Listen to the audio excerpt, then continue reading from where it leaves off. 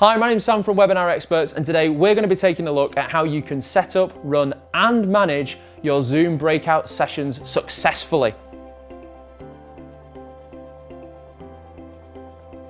Okay, this is a great one, so pull up a chair, let's dive in. Before being able to activate breakouts, you'll first need to turn on the feature within Zoom settings. So head to the cog icon in the top right hand corner, click it and the main settings window will open. From in here, you're going to click View More Settings. This will open your browser window to the Zoom settings main window, as you can see. Now on the left hand side, there's some options here. We're going to click In Meeting Advanced. That will scroll us down the page, the advanced settings. And as you can see, here we have Breakout Room. On the right hand side, there's a toggle switch. If yours is turned off, turn this on. As you can see, mine is already activated, meaning that I can use breakouts within the main Zoom breakout window. Once breakouts are activated, it's actually really simple to get things going.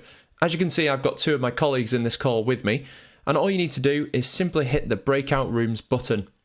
That will open this window, asking you how many breakout rooms you'd like and how you'd like people to be assigned. So I'm going to create 2 breakout rooms, and I'm going to get them to assign automatically. This will mean Zoom will choose who goes in what rooms. You can also click Assign Manually, in which case you'll be given the option to move people, as it suggests, manually into different rooms. Depending on the number of people in your meeting, this can be quite slow, so bear that in mind, which is why Assign Automatically tends to work much better. Then finally, there's Let Participants Choose a Room. Now, this will open the rooms before then giving them the option to choose which room they want to go into. Again, this can take a long time depending on the number of participants you've got, so Assign Automatically is what we're going to do today. I'm going to simply click Create, and as you can see, David has been placed into room 1 and Andy has been placed into room 2. You then have the option to rename these rooms should you wish, so we could call this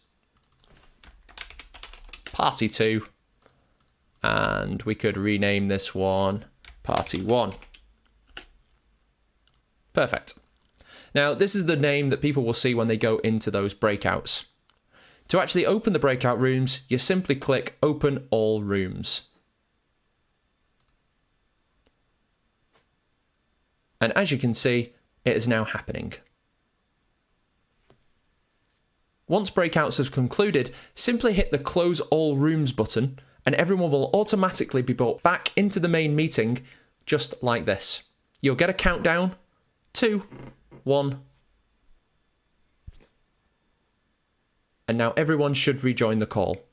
And that's all there is to it. So for more great tips and tricks on how to use Zoom, do hit the subscribe button on here, and I look forward to seeing you next time.